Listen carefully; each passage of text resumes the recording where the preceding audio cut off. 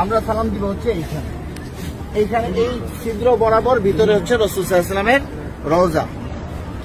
পুরুষরা আসেন, পুরুষরা, মহিলাদেরকে এখানে যাইতে দেওয়া হয় না, তো আপনারা দেখলে বুঝবেন না। একটু আপনারা সাইডে থাকেন।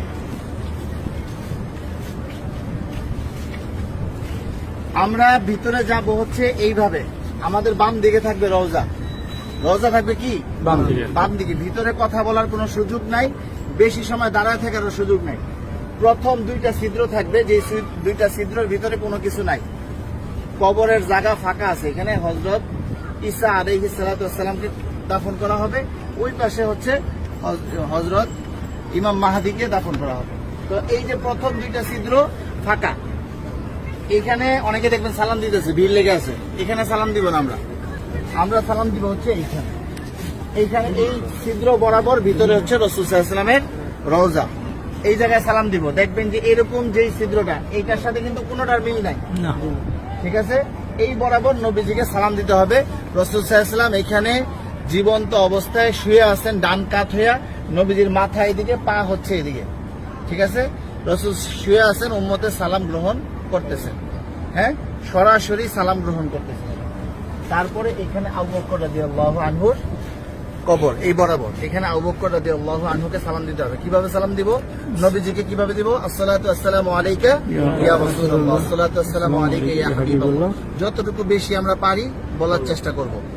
সালাম দেওয়ার সবচেয়ে সুন্দর সময় হচ্ছে রাত্রে 10:30টার পর থেকে নিয়ে রাত্রে 1টা-2টা পর্যন্ত ফাঁকা থাকে, ভিড় থাকে না। আর দিনের বেলা সকাল 7টা থেকে নিয়ে একেবারে জোহর পর্যন্ত কি ফাঁকা থাকে, ফাঁকা। আসরের সময় থেকে নিয়ে এশারের পর পর্যন্ত কি থাকে? ভিড় থাকে। যত বেশি পারেন নবীজিকে সালাম দিবেন। যদি সালাম কবুল হয়ে যায়, আল্লাহ নবী বলতেছেন যে আমার রওজায় যে সালাম দিল তার উপরে, আমার উপরে ওয়াজিব হয়ে যায় তার জন্য হাসরের ময়দানে সুপারিশ করা। আমার সালামটা যদি গ্রহণ করেন নবীজি, তাহলে আমাদের এইটা নাজাতের উসিলা হয়ে যেতে পারে। যাই হোক, বলতেছিলাম এই বরাবর আবু বকর রাদিয়াল্লাহু আনহু, আবু বকর রাদিয়াল্লাহু আনহু মাথা এদিকে, পা এদিকে। নবীজির মাথা এখানে, রাসূলের পা এই পর্যন্ত আসছে। রাসূলের শরীরের ওই পাশে হচ্ছে কি আবু বকর রাদিয়াল্লাহু আনহু। আবু বকর রাদিয়াল্লাহু আনহু ঘাড় বরাবর হচ্ছে হযরত ওমর রাদিয়াল্লাহু আনহু, উনি আরো ওই পাশে, ঠিক আছে। নবীজি এখান থেকে এভাবে শোয়া, রাসূলের পরে হচ্ছে আবু বকর রাদিয়াল্লাহু আনহু শোয়া, তারপরে হচ্ছে হযরত ওমর রাদিয়াল্লাহু আনহু। এইখানে হযরত ওমর রাদিয়াল্লাহু আনহুকে সালাম দিতে হবে। তো এইখানে নবীজিকে সালাম দিব আমরা।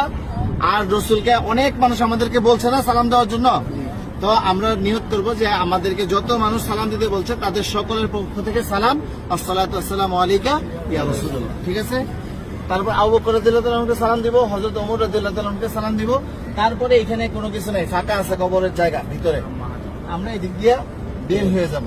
এটা হচ্ছে পুরুষদের যে কোনো সময় খোলা আছে সালাম দেওয়া। আর মহিলাদেরকে ঠিক রওজার পিছন দিক দিয়ে দিবে সালাম দেওয়ার জন্য একদিন। কথা বুঝতে পারছেন? একদিন সুযোগ আসবে রিয়াজুল জান্নাহ নামাজ পড়ার জন্য, এবং সালাম দিবেন রওজার পিছন দিক থেকে। আর মহিলারা বাহির দিয়া প্রতিদিনই সালাম দিবেন আপনারা বাহির থেকে, হ্যাঁ। এই পাশে আসেন।